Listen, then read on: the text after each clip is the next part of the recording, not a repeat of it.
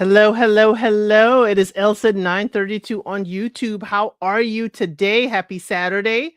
We're here to talk about all's fair, okay? Now, everything we hear out there about all's fair ain't fair. Let's start there. Everything you've been hearing about all's fair has not been fair to the show. I'm just going to put it out there. Now, we don't follow anybody else's beat of a drum. We seen that people had 1-0 to take this show off the air energy, and I just watched it first couple episodes. Okay, it was funny. It was wonderful to me. I was not thinking it was going to be LA Law. I was not thinking it was going to be American Horror Story-esque. I was not thinking it was going to revolutionize the entire Law and Order style show. No, it isn't. Okay, it isn't. But what it did give, as your fashionless friend, it gave me fashion. It gave me fashion. It gave looks. And you know why I named this talk Carr is Diabolical? It gave us Carr in a character I didn't think I needed or needed to know, but Carr stole the show. Okay? Okay? Sam says, I went with the flow and I really liked it. Exactly. I went with the flow. There's some things that we watch that's just to chew popcorn too. This one is to watch. You see the fashion, you see the ladies going, togetherness, the sisterhood, and then you see them fighting together against a foe. And what a phenomenal foe they had to deal with. So let me bring out what I have. This is the cast of All's Fair. Okay, this is the cast. If you see there, you see Glenn Close, Naomi Watts, Kim Kardashian, Naomi Watts, Betts. You see Sarah Paulson, and you see Tiana Taylor. Okay, these ladies were also executive producers of the show they were starring in. They were all executive producers. So right there, I'm like, okay, they have some creative control as to what's going on. But we shall go through them. Sam says, Carr is like Samantha. Yes, on steroids. Okay. Hey, Letitia. Letitia, have you watched the show? Even if you have not watched the show, we're going to go through the show. I have shorts. Any show that I'm covering on this channel, you could go to shorts and you can see clips of the show. Now, some clips is only for members. When I tell you Carr is diabolical, some of the things she says, how she says it in her scenes, it got to be for members only. It's got to be for members only. When I tell you she is diabolical, she is diabolical. And I can't do her enough justice. So let me pull it up so we could go through these characters. Okay. Look in here. You see Sarah Paulson plays Carrington Lane. That's what we call Carr. All these ladies are lawyers except for Tiana Taylor. She's an admin at the firm. So what happened is throughout the show, hey, to go to Africa, good to see you. Glad to have you here. What happened was Kim Kardashian's character, Alora Grant, and Naomi Watts' character, Liberty, they were tired of being at the boys' club. So they went to their mentor, Glenn Close or Dina, and said, hey, we want to open our own firm. Okay? We want to open up our own firm. I've been doing the recaps the entire season, Letitia, so definitely check out the recaps as well. They wanted their own firm. And at the firm was also Sarah Paulson, Carrington Lane, or Carr. We're going to call her Carr. And also at the firm was Niecy Nash Betts, or Emerald. Glenn Close tell him, you could take one. You could take one. That's all you getting. You could walk out of here and we will not come after your firm, your little firm. You could take one. They ran straight to Niecy Nash Betts. Okay? You never watch the show? Okay, to go to Africa. That's fine. We welcome you here. We gonna get into it. When the ladies went to Niecy Nash Betts and said, girl, come with us. And Niecy is like, why would I leave this cushy job Why would I leave this cushy job for y'all? I'm making 6 figures already. I don't need you. The lady's like, we'll make you partner right away. You could call the shots, do what you want. And then he said, let me grab my purse. Let's get out of here. Now that made Sarah Paulson, Carrington, or Carr real mad. She went into Dina's office and said, Dina, those girls are leaving. You need to get them. And Dina's like, they're leaving with my blessing. Carr felt betrayed. Carr's like, y'all are leaving me behind again? Carr said no. No, no, no, no, no. Carr, when I tell you she tore up Glenn Close's office, she tore up Dina's office, and Glenn Close just sat there very stoic watching her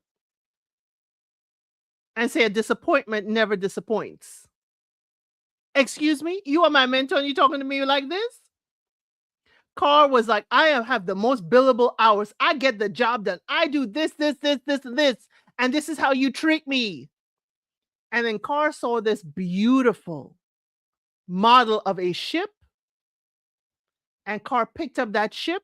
And Glenn Close just lifted one eyebrow. Really? She didn't even say a word. She just lifted an eyebrow. And Carr dropped the entire thing. It was a valuable piece. And she stormed out of there. Yes, Carr was crushed. Carr was crushed. Carr was crushed that the 3 ladies left her behind to still be in the boys' club. She wanted to break free with the other ladies. Now they saw Carr as she just going to do, she gonna follow the rules and she gonna get in their way and she's not formidable. That's how they saw Carr. And it became a girls' club and I didn't even realize I put it like that. Going up and down right there. Niecy Nash Betts, Kim K, and Naomi Watts.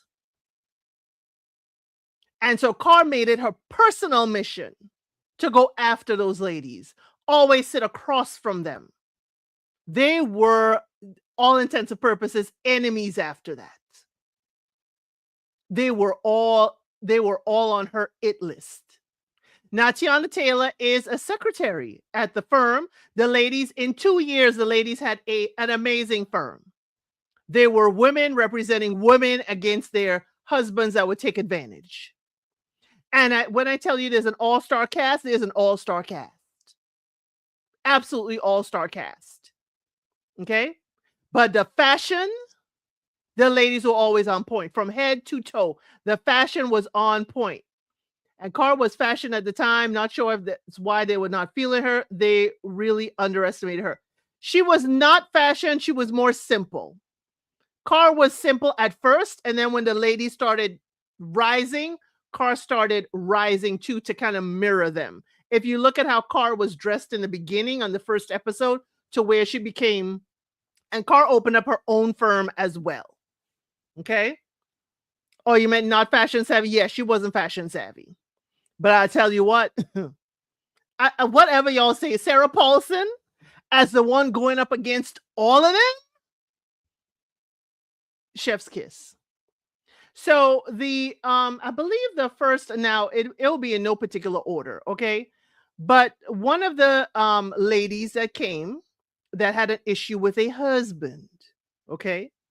One of the ladies that came to the law firm, as I said, Tiana Taylor is an admin assistant at the law firm. We're gonna get into her drama. Okay.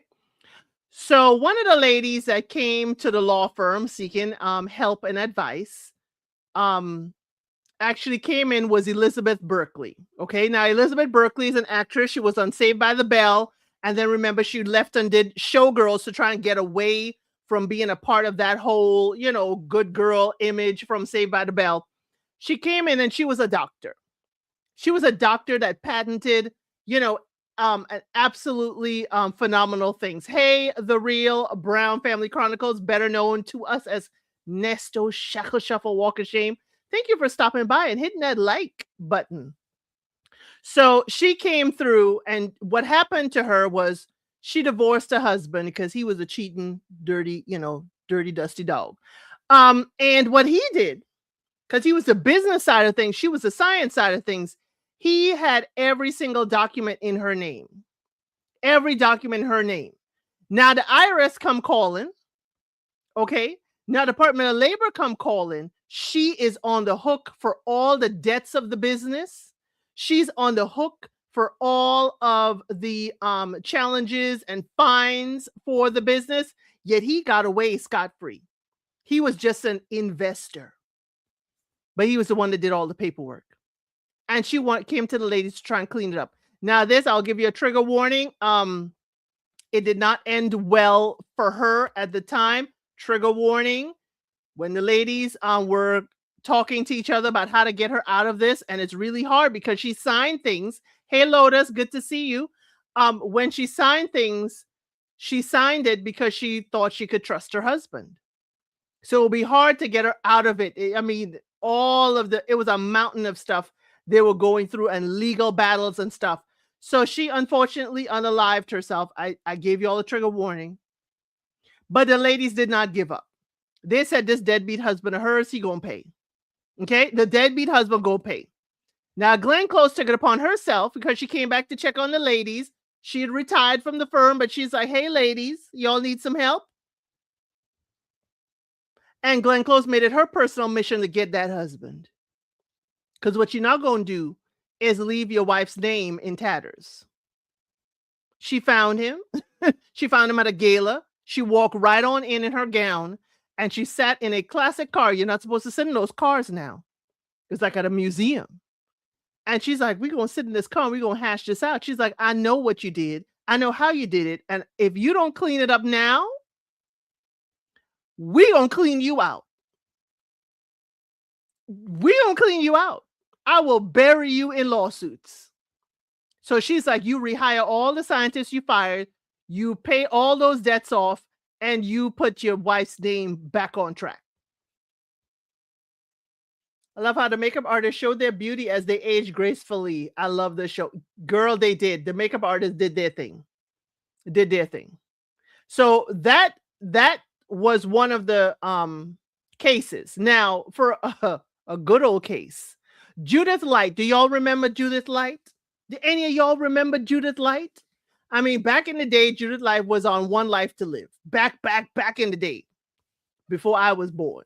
But we knew her as the lady on Who's the Boss? Who's the Boss? Y'all remember Who's the Boss? Okay. So she, yes, gave her parents money. Yeah, Dina wasn't playing no games. None at all. None at all. So Judith Light calls Naomi Watts Betts, Liberty's character, and say, girl, I need a lawyer. Now this law firm is in LA. She's like, girl, I need a lawyer. She's like, why you need a lawyer? You on page 6, you and your husband, y'all good. She's like, no, we ain't. I'm locked in my bedroom and he's trying to break in the door. Could you come help me? She's like, okay, I'm coming, but you got to keep the door locked. When Naomi walked in, the husband, the bodyguard, she was like, you obstructing. I have my client upstairs. You cannot keep me from seeing my client. So she bowsed on in, and the husband is like, she is leaving here with nothing. I found her with nothing. She ain't leaving here with a daggone thing. So Naomi went to the room and they realized that the husband, the maid was feeding her on the side, unbeknownst to the husband. And they threatened to fire the maid. Okay.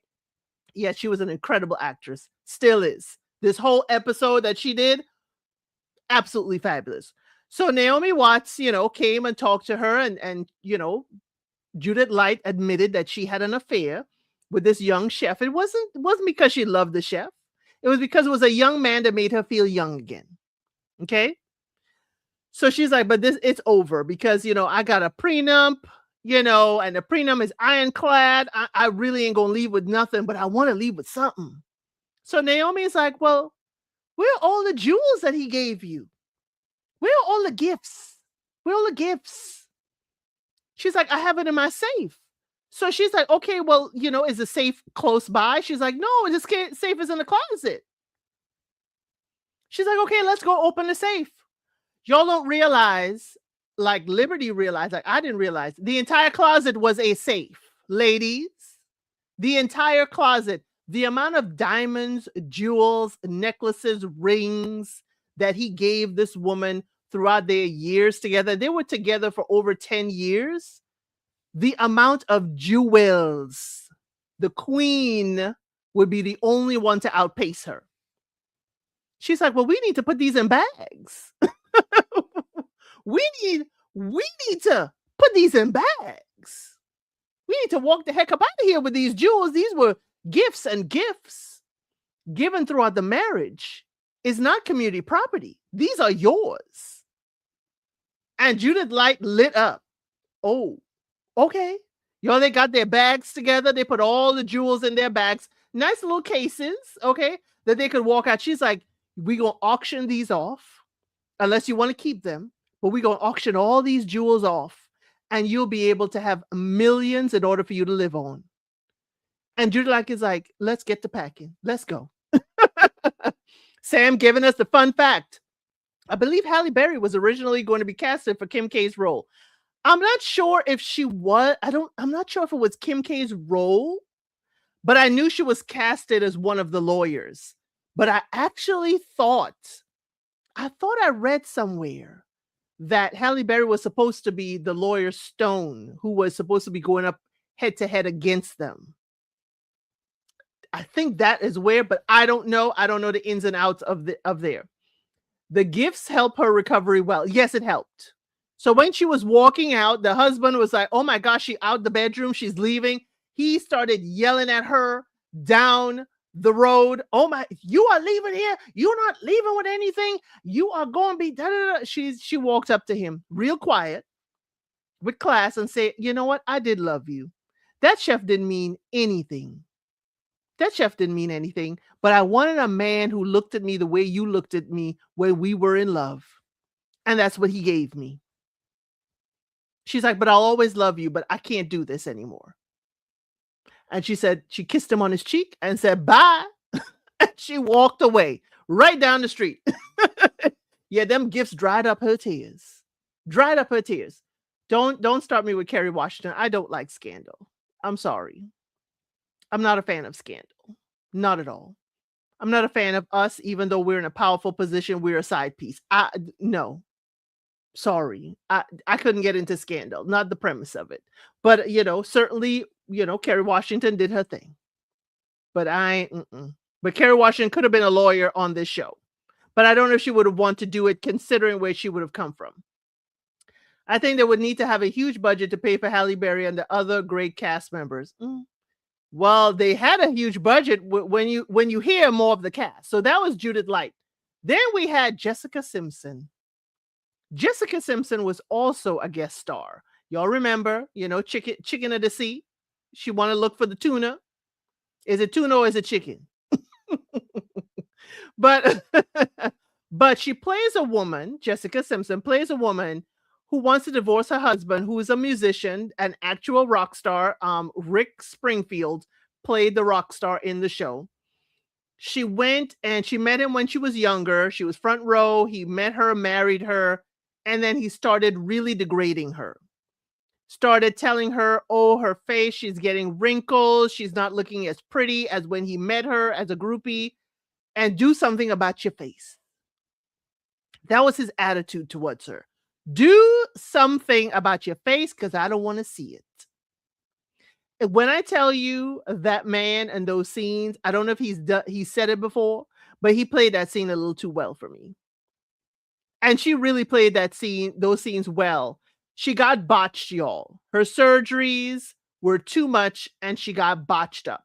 He paid what they said in the show, a Beverly Hills butcher style plastic surgeon, and really messed her up. She really looks like if her face is melting a little bit. I mean, whoever did the makeup to make Jessica Simpson look like that, and it was just enough, they did a wonderful job. So she was like, I want to divorce him, but I have a prenup and all that stuff. So they went out there and they found the information on her husband and with this doctor. They went and they searched because she had access to his emails. They were able to get in to where he was the one and the doctor pushing for her to have these surgeries. So they were able to come to a settlement because he didn't want his rock star career ending. But here's what happened, her face is disfigured. So he's on to the new one. He's on to the new gal. You can tell them had those issues in real life. It was cringy. It was very cringy. Okay. Some of the ways he spoke to her, why he didn't want to look at her face. Yeah, it was real cringy. So she saw him out and about after they've settled for millions. She sees him with the next chick going into the famous spot. And she decides to jump out at them and attack them. And I was like, girl, you just got yourself millions, but I understood. I understood. She gave so much to this man. She even gave her face. And now she has the scars to prove it. She gave not just her face, she had BBLs and other things done. Again, she attacked him. She ended up getting arrested. Okay. But her story was a sad one. And the way it kind of ended, you kind of understood, but you're like, girl, you got 40 million. Try and find a doctor to fix this. Okay. Yeah, I wondered if many of them executive produced on the show. Save some money. Well, it'll bring in some money. I mean, again, Ryan Murphy is the producer of this, and Ryan Murphy is has a name and status for himself. So part of this whole thing, another person was Cindy Crawford. Cindy Crawford was another client that came through. Now, I'm not going to remember all the clients, but if I don't remember all of them, y'all certainly put them in there. Cindy Crawford was in a very particular position. Her husband, she and her husband loved each other since college. Now, her husband is from family that had money, and they put everything in a trust for him, and they had her on an ironclad prenup. The thing was, they had a good 30 years, maybe 40 years together. And he has Alzheimer's. And Cindy Crawford wants to be able to divorce him, but still get funding. Okay, still get some money. She wanted to divorce him because she didn't want to spend the rest of her life being his caretaker. The daughter is his legal guardian. The way everything was set up, the daughter is his legal guardian. She has his conservatorship. She has the purse strings. So Cindy Crawford now has to go to her daughter and say, hey, I want to divorce your dad and actually live my life, but I need you to approve me getting any money from this trust. That was a rough one because the daughter's like, why would you want to abandon daddy? Why would you want to go off? And she's like, why don't you go and have an affair or whatever? She's like, I don't want to do that. I don't want to dishonor my marriage with your father. I loved him. I want us to be able to divorce so I can be untethered. Brooke Shields. Yes, Brooke Shields. Didn't I say Brooke Shields? Oh, did I say the wrong person? Yes, it was Brooke Shields. I'm sorry. I did say Cindy Crawford. I'm sorry. It was Brooke Shields. I'm sorry. Cindy Crawford was not here. It was Brooke Shields. I made the wrong note of who the actress was. Yes, it was Brooke Shields. And she had to go to her daughter, and it really was a family affair of y'all need to talk. Because it was an ironclad prenup. So y'all need to talk. Mother and daughter is sitting there and the daughter don't want to hear it. How could you think that you can leave daddy and take his money?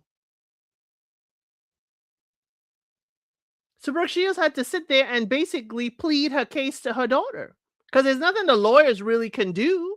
It was ironclad prenup. And yes, the husband always took care of her.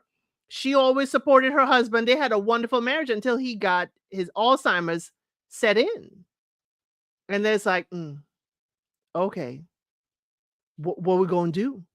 What are we going to do?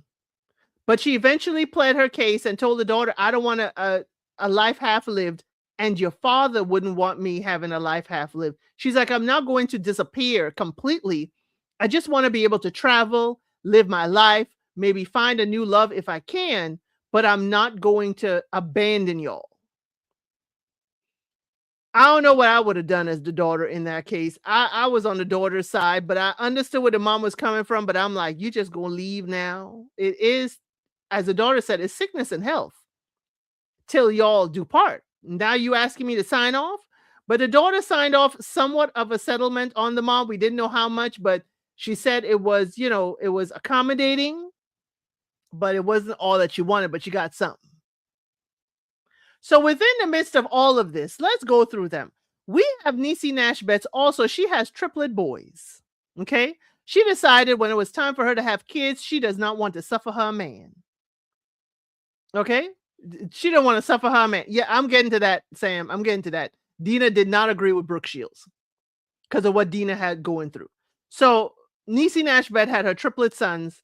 And during the course of the show, trigger warning, trigger warning, trigger warning, y'all. Niecy Nash Betts gets something in her drink and she gets taken away by a man. And trigger warning, she was physically harmed.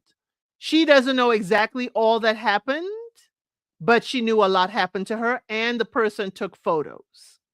Again, I said trigger warning with Niecy Nash Betts. Okay. So part woven into there is the investigation as to who this man is, where he came from, and what he was doing. Then all of a sudden the man ends up being found no longer in this earthly realm. So now the cops are looking at them because they're like, hey, Niecy Nash Betts had a reason. Because he used to basically torture her by sending her photos like every day, photos of a part of her life she could not remember. That was harsh. I thought that was really, really harsh. But when I tell you, Emerald Niecy Nash Betts acted her behind off, absolutely. The episode was a hard one. I think the father wanted the wife to enjoy her life. That's why he left all his things in his daughter's hands. Yes. Yes. That's also what the mother said, that your father wanted me to enjoy life. That's why he didn't burden me with all of the responsibility. Yes. Now, Glenn Close Dina. Okay. Dina is mentor to all the girls except Tiana Taylor, because Tiana Taylor is one of the newest members. But Glenn Close is dealing with two things. Her famous husband in this show is Ed O'Neill. Now, y'all remember Ed O'Neill from Al Bundy from Married with Children? Y'all remember Al Bundy? Okay. He is her husband in All's Fair, her very sick husband. Okay. He is dealing with the C word. So how did Carr attach Dina to this case? No, you don't have to wait. Dina was attached to the case of the man who attacked Niecy Nash Betts because Dina is the lawyer that ruined his father. If you watch the show and pay attention to that part of it, Dina does come in and say, he probably came at you because you really wanted to come at me. She was part of the law team that had his father go bankrupt. And from there, of course, he lost everything as well. So that's how the gentleman, that's how they're guessing that Dina was the catalyst for the guy coming into Niecy Nash Betts' life. And this is after Niecy don't mess with no men. She don't go out on dates. She has her masseuses. She has, she don't go out like that. She'll have the men come and pamper her and go home, and then she handle her business with her battery-operated boyfriend. But her friend convinced her to go out and have a good time, have a party, and that's where the guy had his opportunity. So Dina, the guy's father, was bankrupted by Dina's law firm. So Dina, in the midst of all this, as I said, her husband is sick. He's getting gravely sick, and he's not letting her know. The doctor is saying, get your affairs in order. And he's like, he don't want people to treat him like he's just sick. So Dina's husband, we see her battling, not only trying to have justice for the women. That's why she didn't, she didn't agree with Brooke Shields' character. It's like her husband is also sick, almost on his last breath. And so she doesn't see herself leaving the husband. So Dina, look at Brooke Shields like, You are not adhering to your vows, and I got no respect for you." And I was like, ouch. But that's where they showed us the two ladies and the two sides of it. The wife that will be there till the end, and the wife that's like, this is not the end. Okay. Then we have Kim K's character, Alora Grant. Now everybody is, talking or whatever. She did what she had to do in this show. Um Alora Grant is, the popular young lady of the group. She isn't the loudest, but she's certainly the steadiest the steadiest of the two. Now she is married to a gentleman named Chase. Now Matthew Noska is the actor. He's an actor and model. Okay. He was in the Fox series Star and starred with Jennifer Lawrence in the comedy No Hard Feelings. Now he is Chase Monroe. Now Chase is community peen, and that is putting it very mildly. Anything that would give him access, he's going to access it. Anything and anyone. Chase is all over chasing. Chase, though, is no bum. Okay. He's no bum. He is, put as an NFL star. He has won a couple of rings. He is the franchise quarterback of his team. So he has his own money. Okay. Now, throughout this show, Alora and Chase were, together while he's out there being community peen. And, they have this, I guess, wonderful life. I didn't see this wonderful, but they have, she comes home for their anniversary. She gets ready. The chef is getting everything together. The butler is too. There is staff everywhere. Staff everywhere. Okay.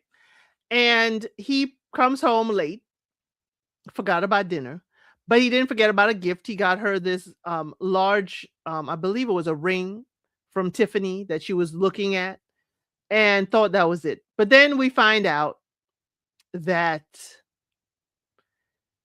he D-dashing all over town. Okay. Okay.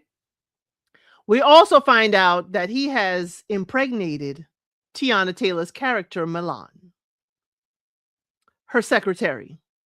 So Milan is Kim K's secretary, that she is also administrative assistant, who is also, Kim K is also helping her get her act together to pass the bar. So she's also tutoring her. So while all this is going on, you sleeping with that lady's husband. You sleeping with her husband. Really? Is that what we doing? Is that what we doing? So in the midst of all this,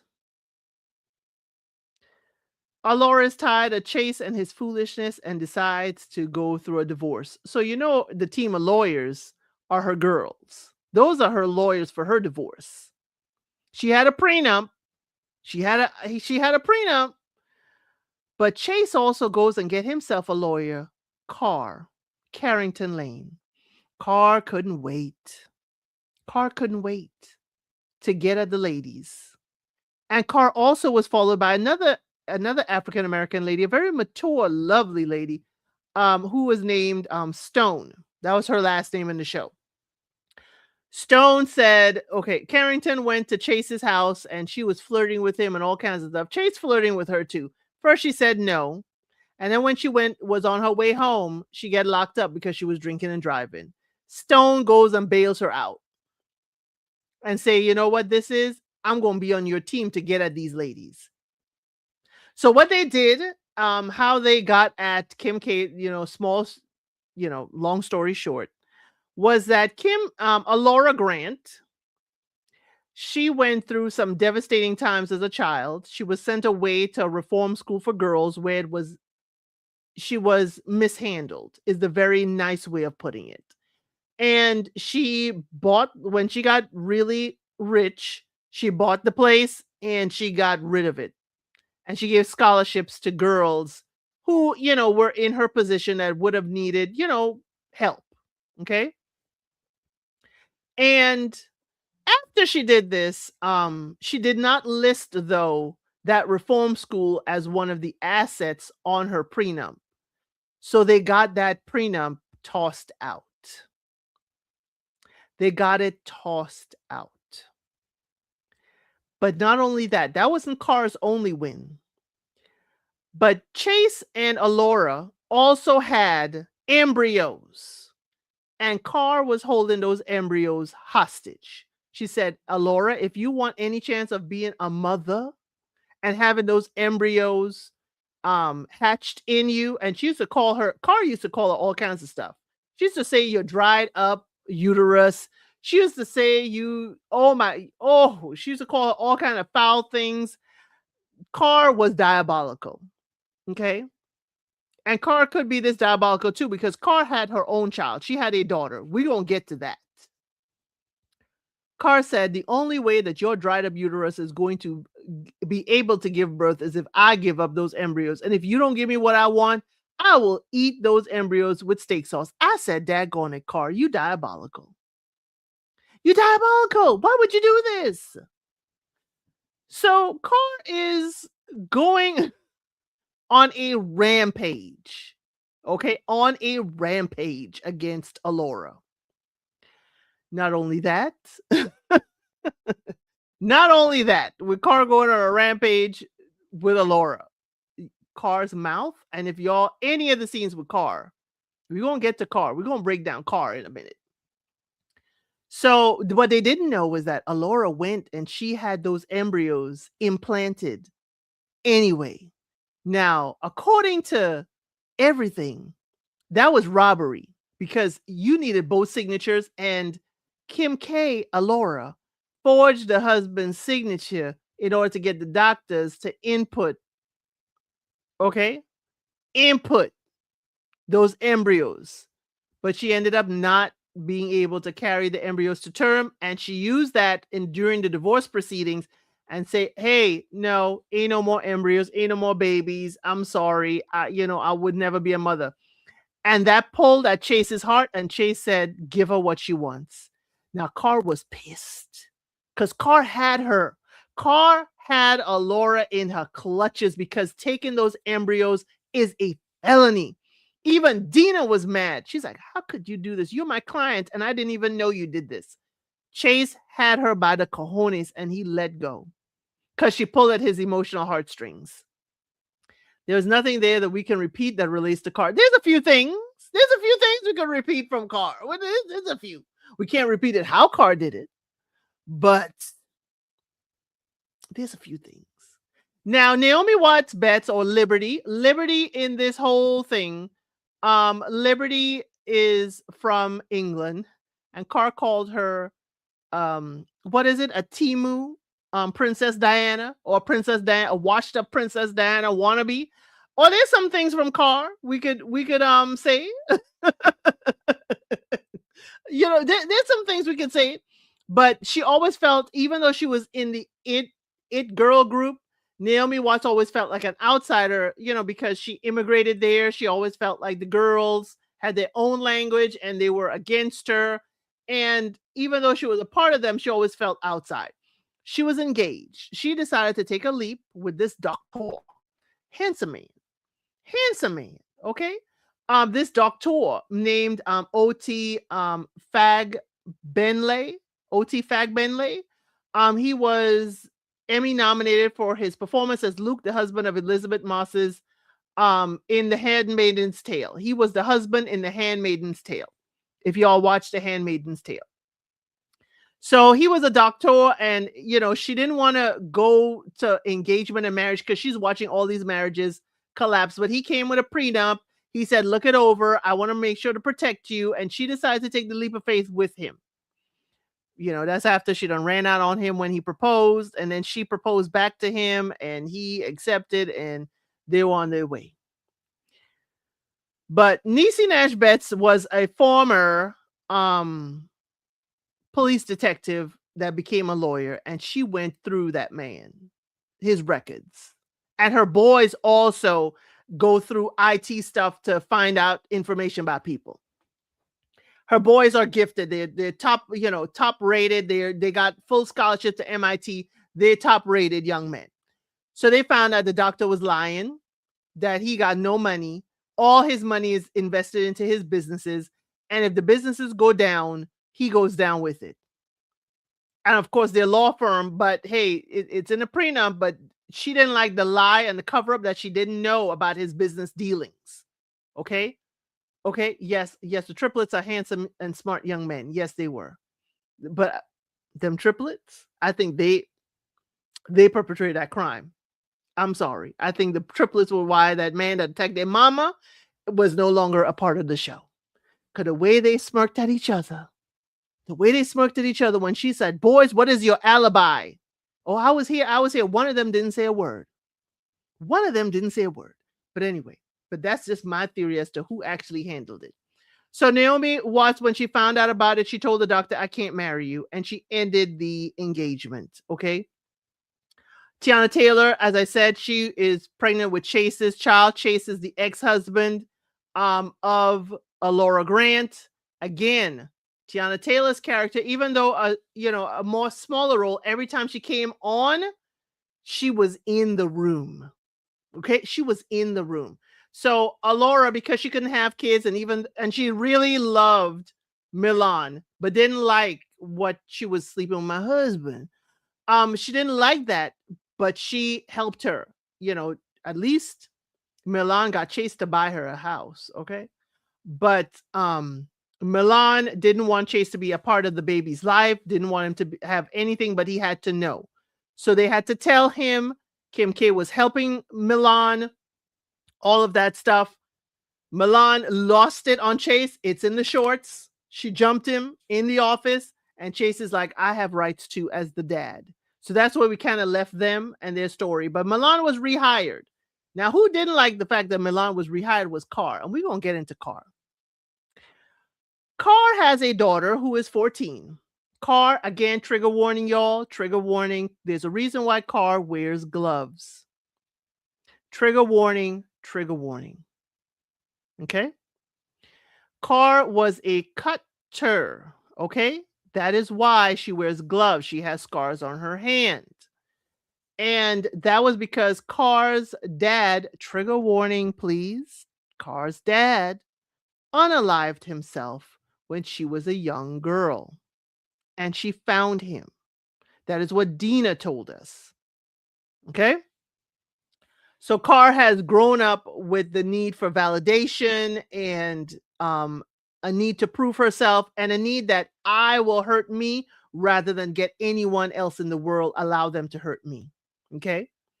Oh, I never thought about the triplets being involved, but it makes sense because they were protective of their mom. Go watch that scene again with the young men when she asked them, "Boys, where were you?" One of them talked, the other one didn't say anything. Two of them talked. One said, "I was upstairs, mama." One of them was like, "Oh, we were over at so-and-so's house." The third triplet never said a word. Okay. I was really surprised Kim helped Tiana Taylor as much as she did. She did that because, again, she couldn't have any kids. So this was her way of being involved, and I don't know, maybe she would have asked Milan to adopt the child. I don't know. But yes, yes. Because what ex-wife helped the mistress who was pregnant? Because it wasn't just a mistress that was distant to her. It was a mistress that she was helping to, become a lawyer. She was invested emotionally in this young lady. If it was anything, that young lady should be like, why would I want the ex-wife to help me? But that was her mentor as well. But then again, you've sullied the relationship by sleeping with a woman's husband. But I digress. So let's go back to Carr. Now, Carr's daughter, okay? Carr's daughter wants to get into this school. And a school because she doesn't want to be around the girls that are bullying her, the mean girls, the Heathers, okay? She doesn't want to be around them anymore. And apparently, Niecy Nash Betts is on the board of that school the daughter wishes to go to, which Carr didn't know. But Niecy, after she, talked to Carr, decided to help her. But how Carr's daughter came to be, Carr admitted she had a 10-year lavender marriage. We do meet the daddy, Sebastian.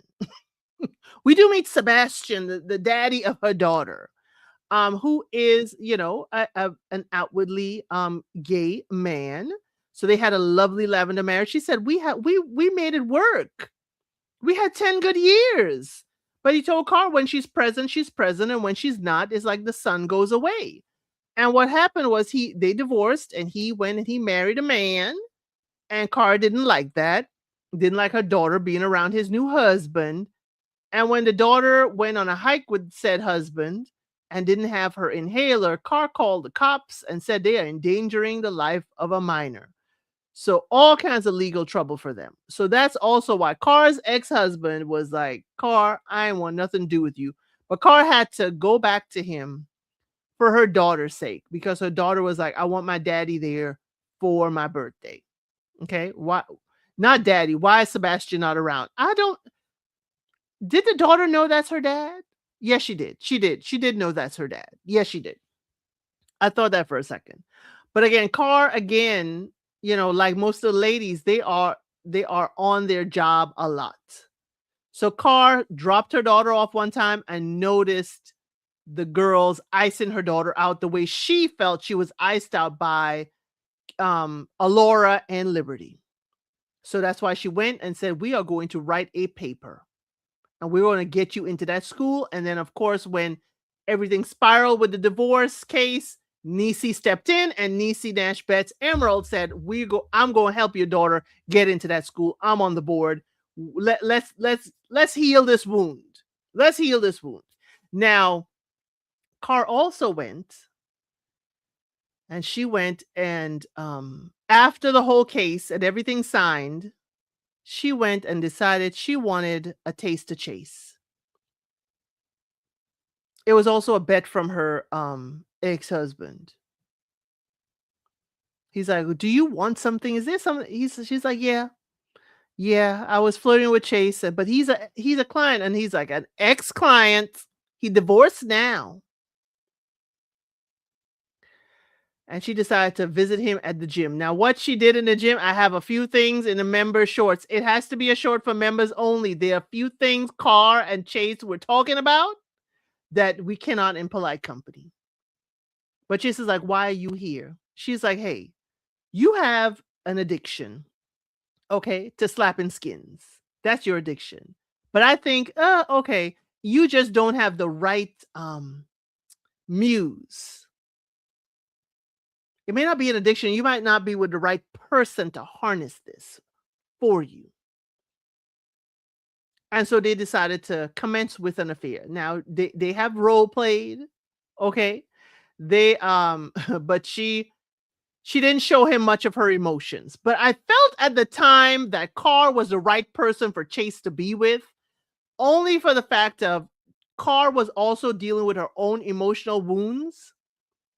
And I felt like she could understand where Chase was coming from, and help him find out, why was he allowing himself to be community peen? Why was he going out here and being reckless? So I thought that Carr would be good for Chase.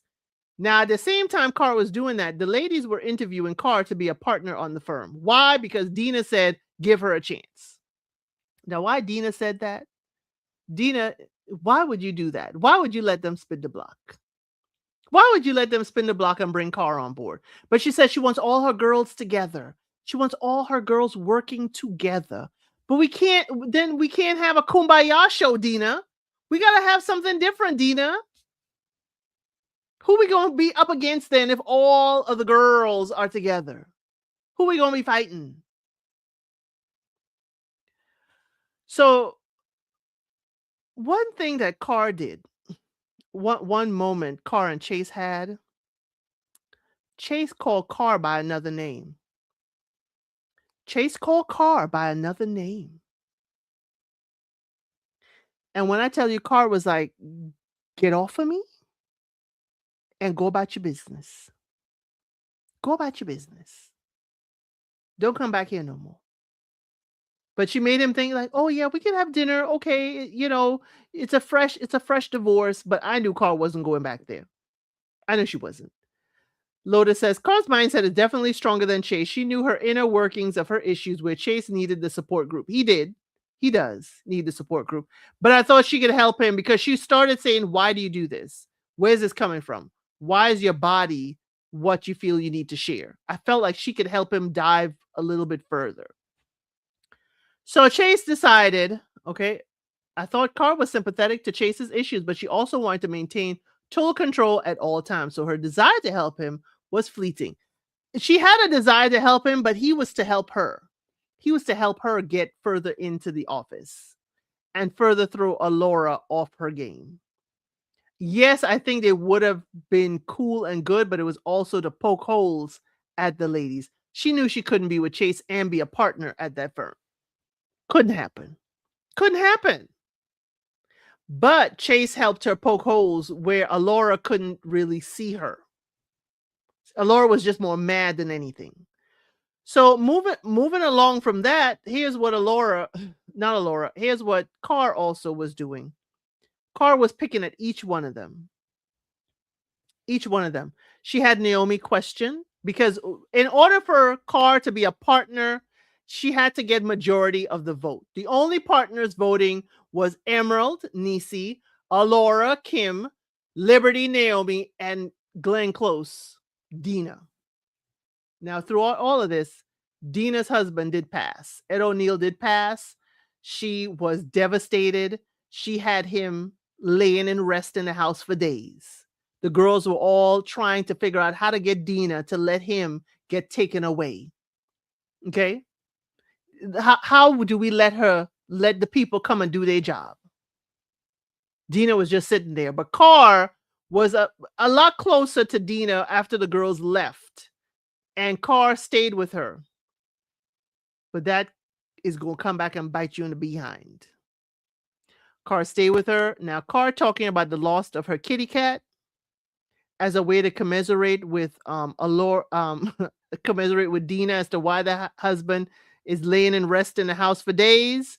That's a scene I couldn't even post on the internet. Okay. The way she was talking about her kitty cat and using the P word, I cannot put that on the internet. Because she said all she was doing, yes, the kitty cat was no longer around, but she was just sitting there and just stroking that fur and playing with it. The way she talked about it, you don't know if it was actually a feline she was talking about. And that is one scene cannot be posted on the internet. I'm sorry. I'm sorry, y'all. You're going to have to go watch the show and get it yourself. I'm sorry. I wish I could make it a reel, but I can't even. You don't know how many times I have beeped that scene and tried to upload it, and then YouTube is like, this violates. This violates. And I said, daggone it, Carr, there you go. I can't even put this scene on there. I cannot. A few of the scenes I have beeped where Carr tells Milan, oh, no. You weren't trying to be Alora. You were just a COMEDUMP. That's why you were with her husband. You just trash. That scene I had to beep out where she calls her a C dump. But the scene talking about the kitty cat and her playing with the kitty cat that's no longer around, that scene, anyway I sliced it, YouTube was like, violation. We cannot upload. It's like, I got tired. Y'all gonna have to go look at it. Y'all will have to go look at the scene yourself. And remember, Carr stole Alora's look. Now, one of the ways Carr had to go and they had to vote on Carr being a partner. And Carr decided, what Sam is talking about, is Carr decided to get Alora's stylist to make her look exactly like her. And she walked into the office, and Milan, Tiana Taylor, thought it was Alora. And she put on the voice because Milan was like, Alora, could I? Da-da-da-da. She's like, sure you can. Sarah Paulson looked very similar to Kim K. The outfit, the hair, everything. The makeup, everything. How do you come in antagonizing the people that's supposed to vote for you to join their law firm? And when they had an argument about Chase, and they had an argument about everything that's going down, they were mirroring each other's stance. She's like, you look like a used up blow up doll. She's like, well, go get the fat and inject it elsewhere. They were going at each other right before the vote. So the lawyers, the three ladies on the end, Niecy Nash Betts, Kim K, and Naomi, they had to vote, and Dina. And It was an even split. It was a tie. Now, you're not supposed to talk about your vote. You could talk about the situation, but you're not supposed to tell who you voted or what you voted for. You're not supposed to tell were you a yes or a no. So Carr comes through, and Dina decides, Carr's like, Dina, we had lunch plans. She's like, really? Really? She's like, yeah, you forgot about it? So Dina and Carr, she's like, you know what? Let's have lunch here in the library. Okay. And they sit, and she's like, Dina, we could have gone out for a burger or something. Why we got to sit here and eat these fish eggs? I know this is awesome and amazing, but daggone it. Okay. And all of a sudden, um, Dina decides to tell Carr it was an even vote. Carr wasn't even in the room. It was an even vote. She's like, daggone it. I know Laura voted against me. And I would have thought that, somebody else would have voted for me. Hmm. And Dina, Glenn Close said, Carr, I voted against you. When you saw Carr's face fall when Dina admitted that she voted against her, she said, wait a minute, you are my mentor. I thought you were the reason I got this interview. She's like, Carr, you are festering. You are a disease. I didn't know how bad it was. I thought with time you would get there, but I saw what you were doing. I saw what you did with Chase. I saw what you were doing with Liberty to get her to question the other women about being her bridesmaids. You are sowing dissension and deceit before you even get in the firm. So I will do everything in my power to make sure you never step foot in this building again. Why did she tell her that and not call security? So you know what Carr did? Carr gets up and Carr throws her wine on Dina. And Dina pats her face, and that's where she says, a disappointment never disappoints. She says, I'm going to go, I'm going to change my clothes, and then you're never going to step foot in here again. So when Dina walks out, Carr is crying. I mean, bawling, crying, because she sees everything undone. She is bawling, crying. And then she stops immediately. It's like, I said, wait a minute. In my notes, I was like, I'm scared. I'm scared. I'm scared. I'm scared. Because Carr is now going to be diabolical. I said it in my notes. You know what Carr does? She cleans up.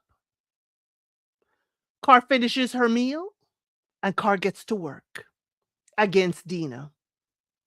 Against her mentor. Carr gets to work. Carr, remember when Dina's husband passed away, even though I was talking about the kitty cat talk, Carr stayed with Dina for days. She kept watch on the house. She put the wake on. She knew the favorite foods they had from their anniversaries, from their wedding. She knew everything about Dina. She knew everything. And she used that against Dina. Okay? She used that. Dina, man, why do you talk so much? Why? I don't know. Carr thought she was going to get the first-hand information. Carr was crushed because she was rejected again. She was rejected again, and this time Dina did the rejection. Her mentor. It was devastating. I can feel that. I could feel that. That's why Sarah Paulson, if she don't get an Emmy for something in this lifetime, y'all ain't really acknowledging the fact that she's an amazing actress. So she got to work, y'all. Carrington got to work. What she did is she went to Laura and she said, hey, these are some text messages from Dina that I'm concerned. I don't think she has all her faculties. I think Dina is having a psychotic break. That's what she was saying. The maid told me some things and I've seen some things and she's texted me that she still feels like she's talking to her husband, like her husband is still around, blah, blah, blah. Oh, she went straight to Laura. She's like, I know you may not like me, but what we do is we love Dina. And with that, Carr used Alora to gather the two other ladies to go up against Dina. So when Dina walked in the room, They were like, "Dina, do you have something to tell us? Dina, we're concerned. Dina, Dina, Dina, what's going on, Dina?" And Dina and then Carr turned it around and said Dina threw her drink at her. Carr turned around and everything she did to Dina, she said Dina did to her. This is why you can't keep stuff quiet. That's why Dina should have said, call security and have her escorted out and not change her clothes. Nobody saw Dina wet to know. And nobody asked Carr, if Dina threw that wine at you, how did you change your clothes so fast? I'm sorry. So they used that against Dina. And Dina said, yes, I am going through grief, but there's nothing anybody hasn't gone. I'm in the house and I feel his presence. It's not like I feel he's there. But you see, she used the fact that she kept her husband there for days as proof. She used the fact that one time when Dina was really, really upset that her husband was going to be leaving this plane, she tore up that kitchen. Dina tore up that kitchen. Beautiful, absolutely gorgeous kitchen. Dina tore up that kitchen, threw everything all around, and then she sat on the floor crying. And then Carr brought the maid in for the maid to say all kinds of things about Dina, that yes, she tore up the kitchen. Yes, Dina has snapped at her, but it's nothing that a woman in grief wouldn't have done.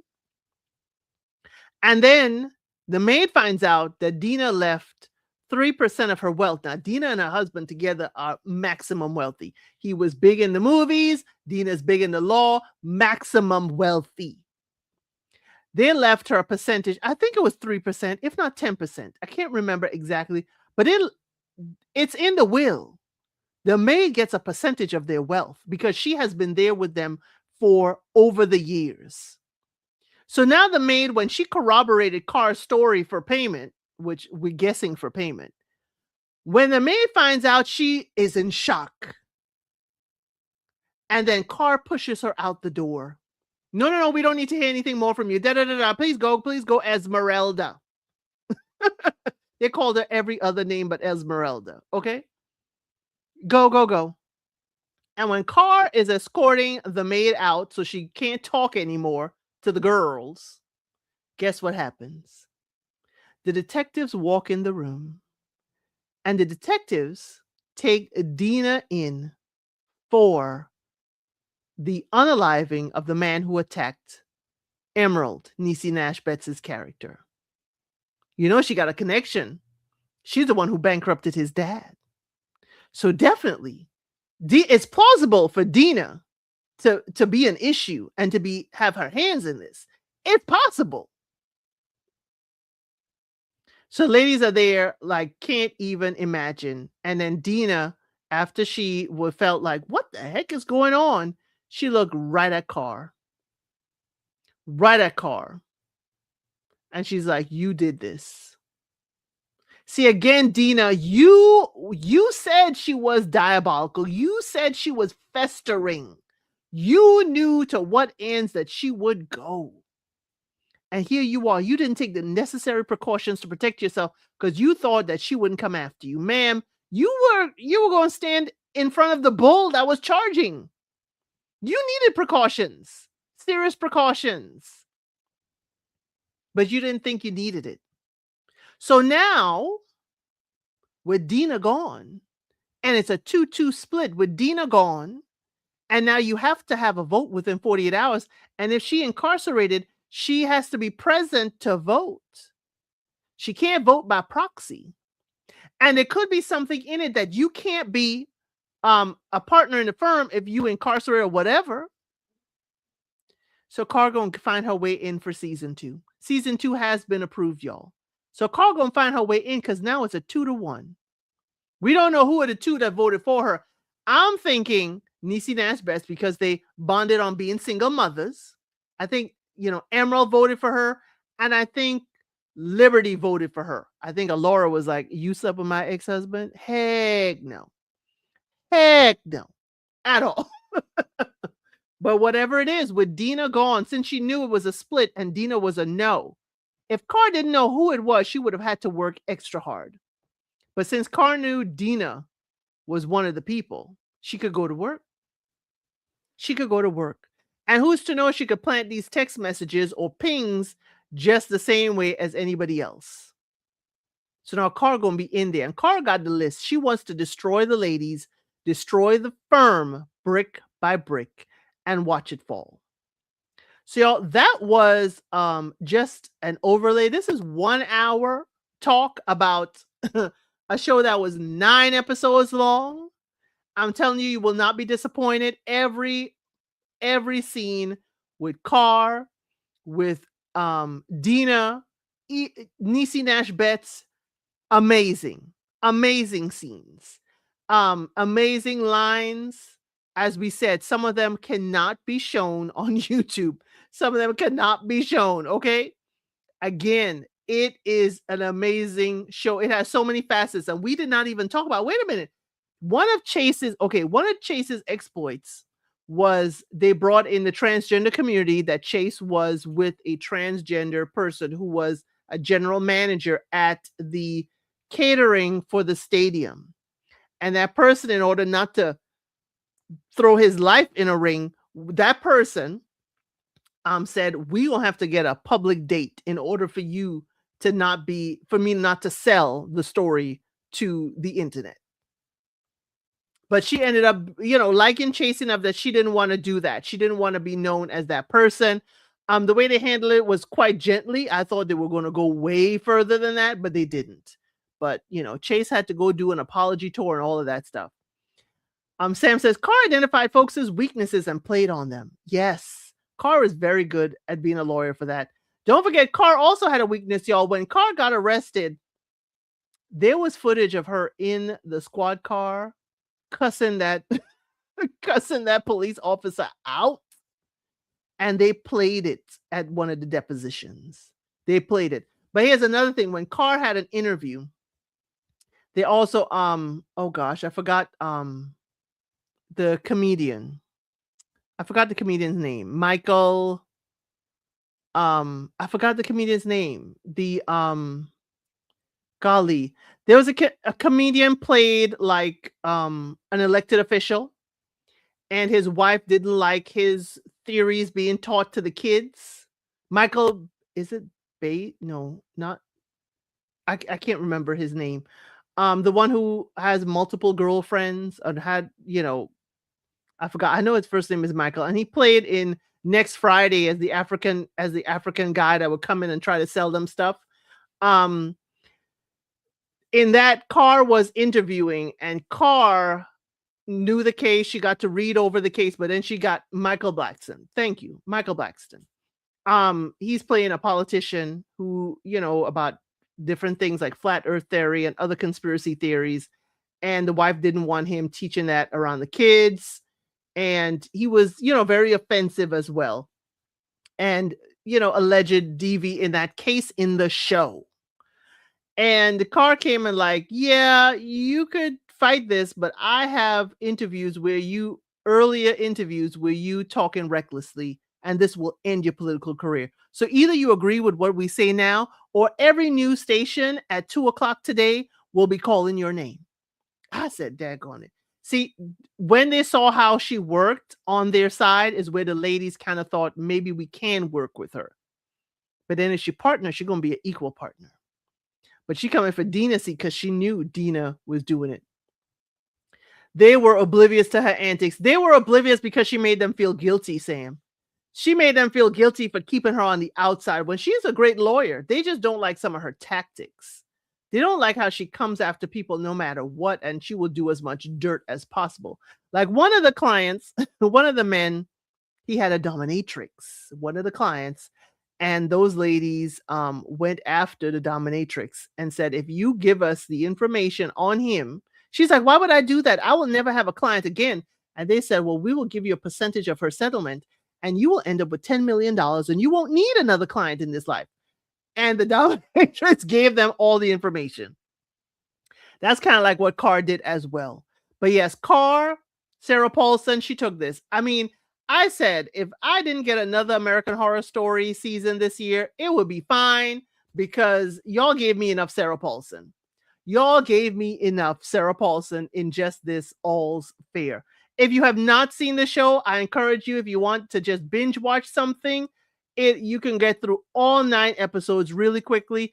please make sure you do, take a moment and also watch my recaps, but also in the shorts, I do have All's Fair. I believe it's pink, the background, All's Fair. If you're not sure yet, just watch those clips in my shorts and it will give you a sense of what the ladies are talking about, what the show is like, and some of the lines that you will see in the show. Because when I tell you, I was clutching my imaginary pearls, and y'all know I act recklessly.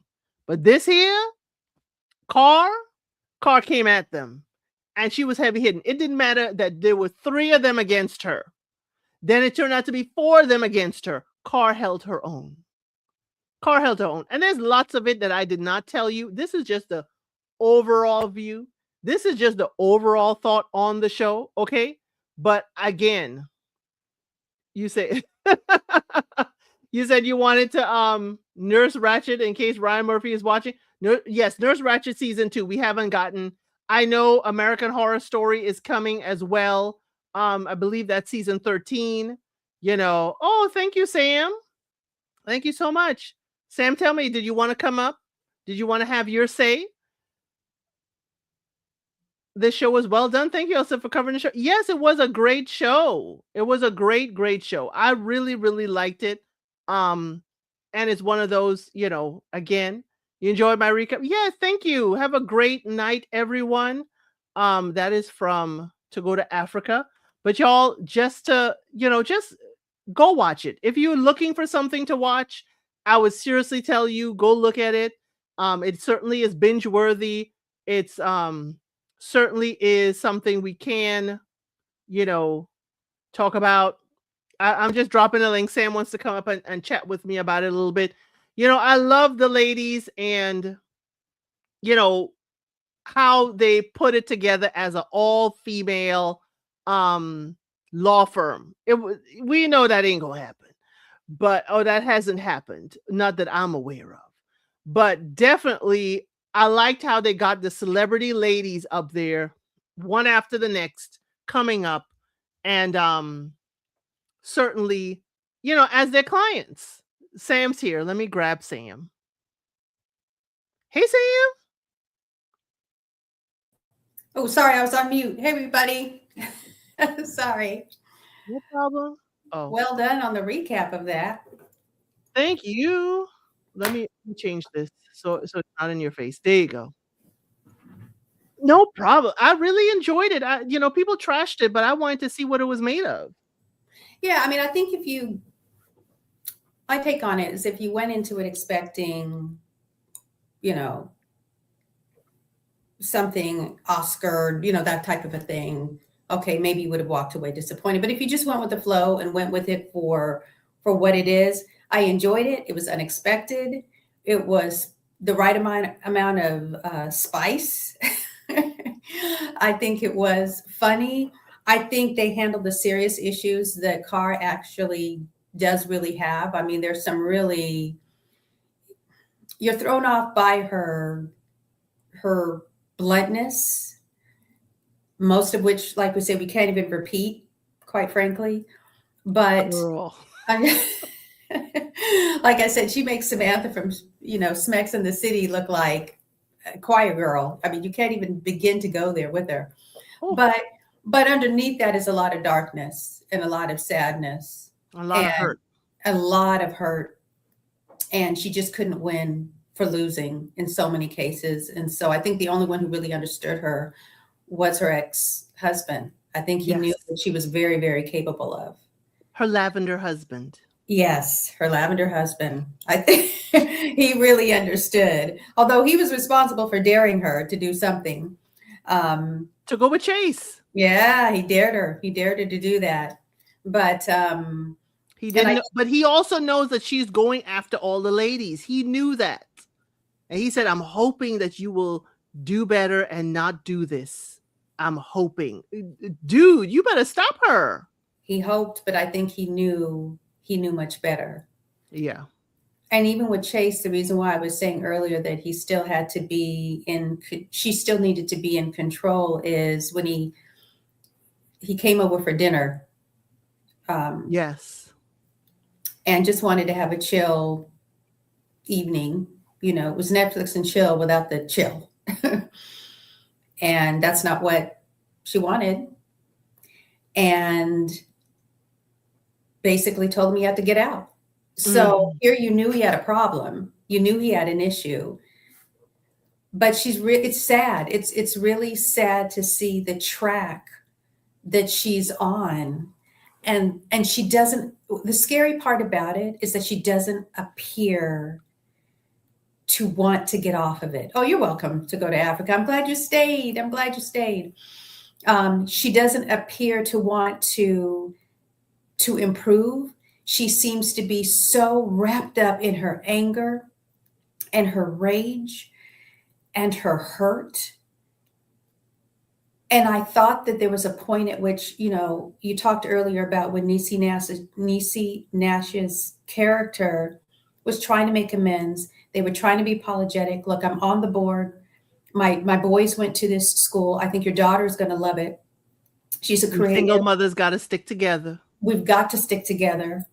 And so I thought, okay, they're making a breakthrough. This is great. And so I'm thinking, okay, good. This is a good thing. It didn't last.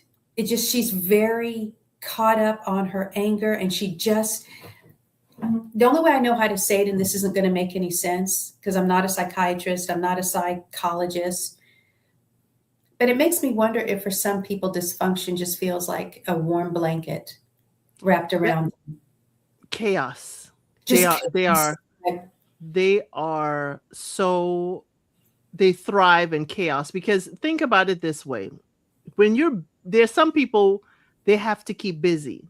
Mm-hmm. Now, I am one of them. I got to keep busy. I do need my moments of rest, but when I am up out that bed, I am going. What am I thinking? What am I doing? Thumbnails, this, next show, cast, I am going. But there's some people that have to constantly keep going.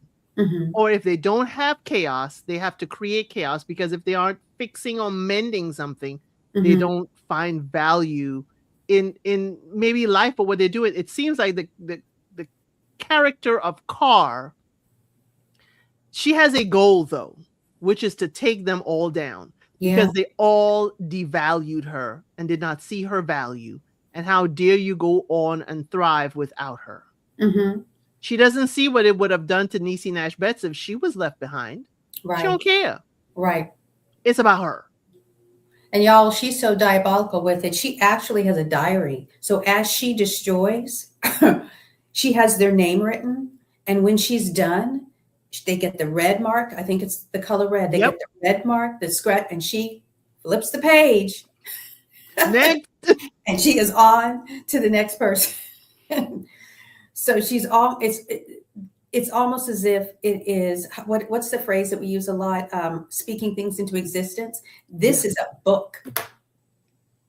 Yes. This is a book.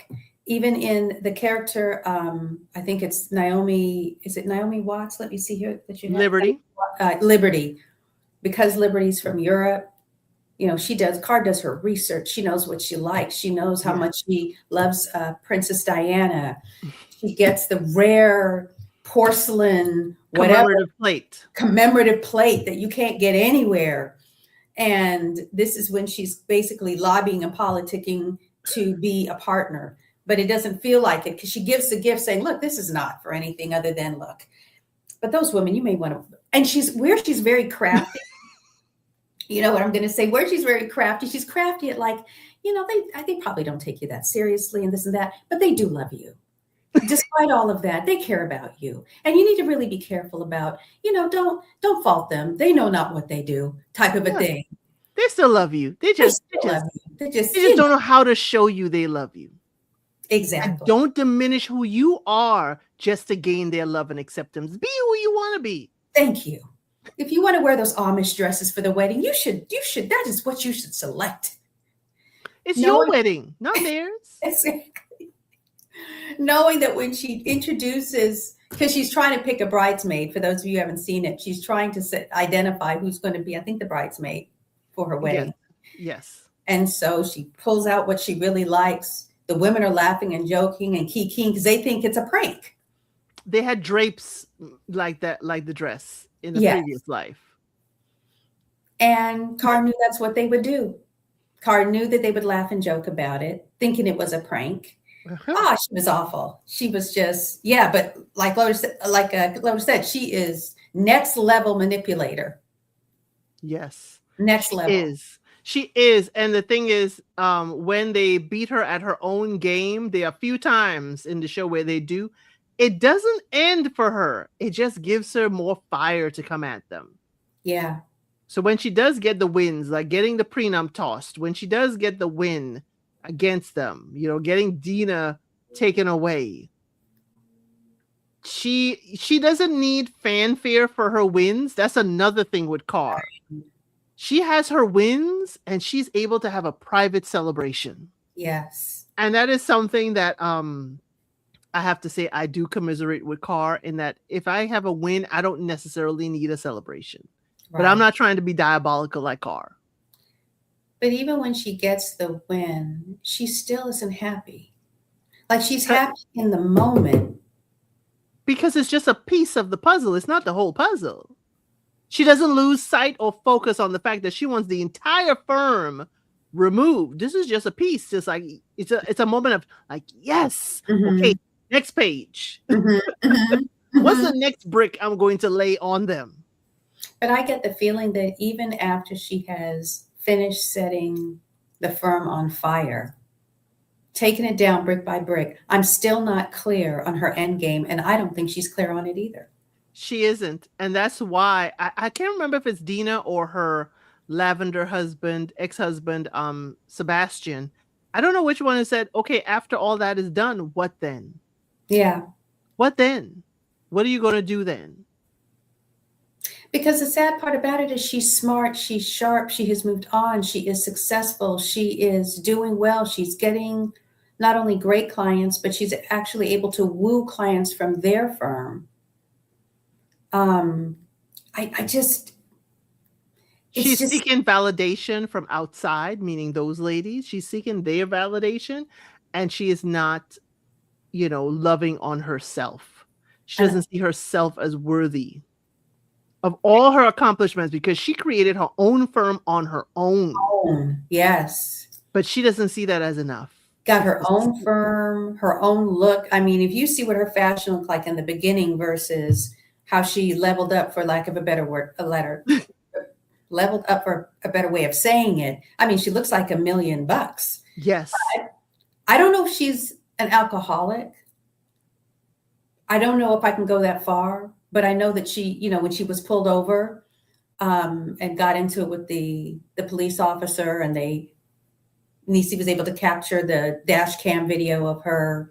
Oh yeah, I think that was just a moment because we don't really see her drinking a lot, other than with the night in with the ex-husband watching movies, like the girls are watching movies. We really don't see Carr drinking a lot. That night she did drink with Chase, but she was supposed to be staying over. Right. Because she got a conscience and remembered it was her daughter's birthday too. Right.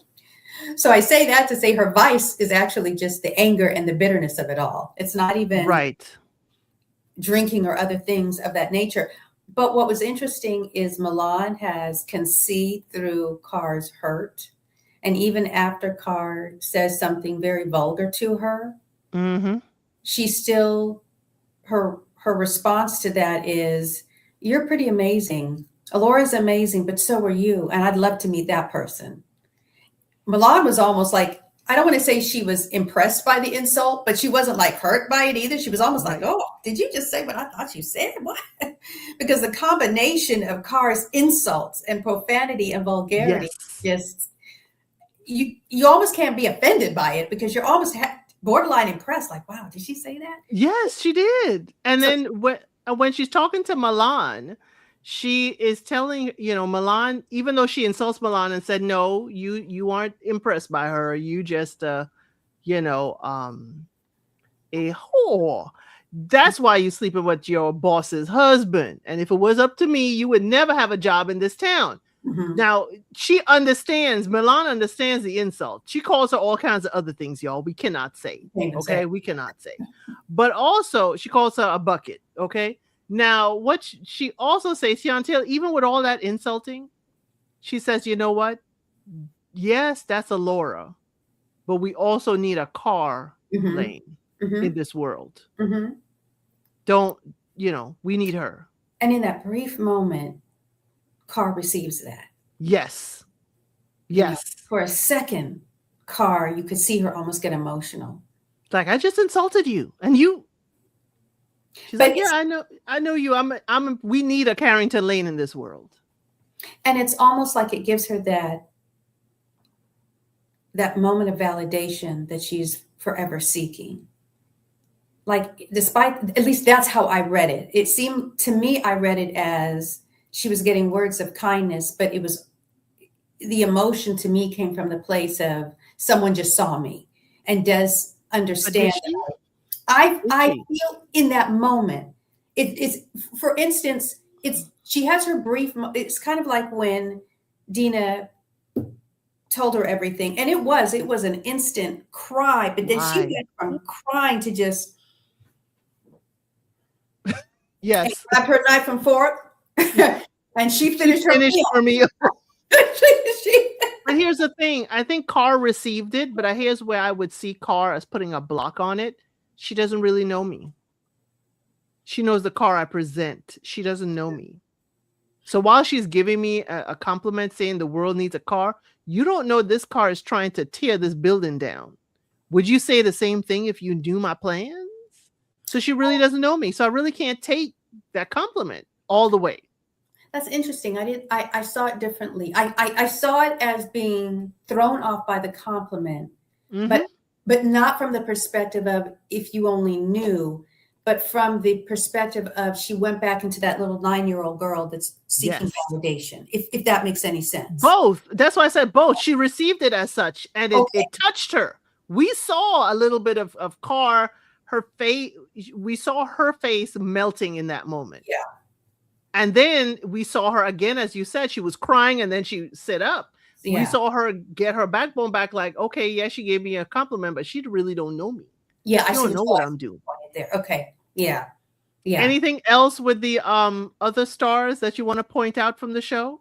Um, Because I left out a lot, even though I talked a lot. well, I know, but it's a lot. Well, you did a beautiful job though, because it's a lot to cover. The only thing I'll say as a criticism is I was a little bit disappointed in how shallow Milan's character was played.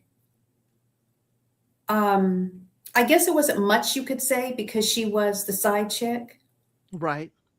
but I don't think I wanted to, kind of like what Lotus said earlier, I wanted to understand a little bit more the full scope of why Alora wanted to help so much. Because could help me understand this? The house that she got in, didn't she assist her with the house or assist her with putting the house together, getting it? I don't She know how. assisted her with getting the baby's room and baby stuff together, but Yeah, thank you. Chase had bought her that house. That's the thing. She got, or maybe Chase was paying the rent. I don't know, but Chase was financing that house. Okay. And then Alora came with all the baby stuff that she would need. I would have liked to have understood a little bit more about, because it had to be more than just the baby thing. I feel like it wasn't a fully developed. Oh, it's more than just the baby thing. Remember, Alora is helping her get past the bar. She's mentoring her. She is tutoring her. This is a young lady that she's like, you can be a lawyer. She was pouring into, in the scenes with Milan, she was pouring into her before she knew she was pregnant with her husband's baby. Which is why, to me, all of that should have been dashed after she found out. That's why I was lost in the sauce of what is moving you to continue to want to help this woman. And then Milan ends up being rehired as her. So I wasn't really sure what I thought about that. So it was hard for me to woman helping woman. I guess it must have been that and that only. So that was the only thing I was like, okay, I kind of understand, but I don't. Of course, we cannot have women snatching and fighting each other if it's a woman-based show. Right. So and then remember, Alora wants to be a mother. Yeah. So she also can't snatch and fight her. She ain't gonna cuss her out, Right. but Right. um rehiring her, I think, is going too far. Yeah, that was a bridge, a bridge Yeah, I to actually wouldn't. go back to the job. Right. I Yeah, wouldn't be. You would not be in my face knowing that you're having my husband's child. yeah, Now she could certainly help her find a job at another law firm. I will give you a recommendation. right, I'm not going to stifle you from, having a job. right. But what we not gonna do, what we not gonna do is be up in here. Yeah, yeah, to And bring in kicking her out, that could fuel, that's what okay, Ryan Murphy, y'all who listening, kick Milan out and have her go work for Carr. oh, now maybe okay, if you're listening, season 2.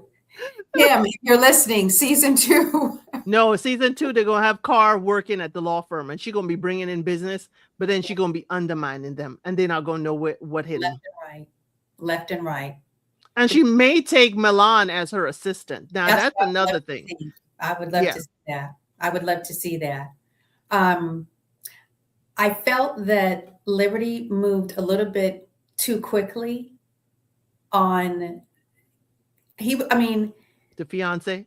the fiance was wrong for not telling her everything, but he protected her in the prenup. That's what he was saying, that anything happens to me, you won't be affected or impacted by that. And But I don't know that something may be coming for you. right, right. He should have told her for sure. But I was a little bit surprised that she dashed it as quickly as she did. Yeah, Lotus was saying, why keep her around, especially if Milan got something that Alora didn't get from Chase. It was setting up something that is going to backfire. Yeah. Yeah. I Yeah. wish when Alora and Chase had their little moment after the divorce, I was hoping she got with child. Yeah. That would have been. I was hoping that would Yeah. have been okay. Now we having, ghetto twins. I mean, Well, but listen, um, season 2, we don't, you we never don't know. know what's coming. We know Dina in jail. Yeah. Right. So we don't know. Maybe this is some fodder for season 2, because I agree. But I do believe Nisi. I believe your children's, your boys, has something to do with that man disappearing. I do too. I do too. That whole scene, I watched it like 5, maybe 10 times, maybe Yeah. more than that. Yeah. I was like, yeah, I wasn't buying that they didn't either have something to do with it, know something about it, and now the scent is completely off of them because now it's everything's Dina. on Dina. So Now that's Dina got to fight for her life. and now she's gonna have to fight for her life. Yeah. And they even had Dina questioning herself when they were like, "Are you okay?" She was like, "Well, no. Well, I don't think I did. Well, maybe I did." Even she was starting to. It was sad. It was sad. It was sad. It was a beautiful scene because then they're taking you, on a high, and then they take you on a low to be compassionate for her. Yes. And then you're looking at Carr because we know what's going on. And then to all of a sudden you're like, okay, it's going to pick up again. No, we're going to take Dina in handcuffs. It left you in shock. It was a shocker. It was a shocker, and it was sad. And you realize that Carrington had Dina sign some stuff on her will that is in her handwriting that she don't remember. That she does not remember is exactly right. So yeah. Even in her grief, Carrington was laying bricks just, that she didn't know she needed. I don't think Carrington was coming after Dina, especially since Dina pushed the girls to give her an interview. Yes. Yes. But it's when Dina saw her hands in creating infighting with the girls that Dina pulled her support. But Dina, you did not follow your own rule of not saying anything. She just shouldn't have spoken up on it. I was disappointed to see. I knew she was talking too much in that moment. When I watched it, not knowing what was coming, I thought, you're talking too much. Yes. You're talking too much. You should be saying absolutely nothing, because this is a woman who can't be trusted. And by that point, she knew that. She just didn't know to the depth and the degree. Yeah. But she found out. She said, you are creating dissent before you even step foot in here. Yes. But y'all, it was lovely. If you are looking for a show to binge watch on New Year's Day, if you're looking for a show just to have playing while you are watching the TV, I just going to say, have your headphones in. Do not have young ears around, No. This is a PG-17, okay? Or Yes. rated R, I would go as far as to say, but I Absolutely. am not the rating studio. But if you are watching this as you go along, there are some risque things that I don't think you wish to explain to your children. Agreed. Adult ears and eyes only. But if you don't know, as I said, please please go to my shorts. Check out the shorts and you will get a good gist of the show and whether or not you wish to see it. But thank you so much, Sam, for coming up. Of course. Of course. Thank you. Always have a good old time, a good old talk, a good old seat. But I'll just drop you down for a moment. Let me wrap it up and I'll talk to you backstage. Okay. Sounds Okay. But y'all, hey, thank y'all so much for being here for All's Fair. These are the ladies of All's Fair. We had a good old time talking and chatting about the show. Season 2 is going to be coming up next year, which is next week. Okay. Next week is next year. But tomorrow we have Unsolicited Advice, episode 50. I have a show for y'all. 50th episode is going to be off the chain good. Monday, we have our Messy Member Monday Live at 8 p.m. EST. And on Tuesday, we're going to be recapping Ready to Love Detroit. We're going to go through the episode a little more in depth because y'all know we watch it live together on Friday nights. And on Friday, we also have Unscripted, where it's whatever you want to talk about. That is LCID Unscripted on Fridays at 5 p.m. EST. But thank you all so much for joining me for talking about All's Fair. It was a really good show. I really enjoyed watching it. I hope you will enjoy it when you watch it or watch these recaps. But thank you all so much for being here. And as I always say, I'll see you on the next one.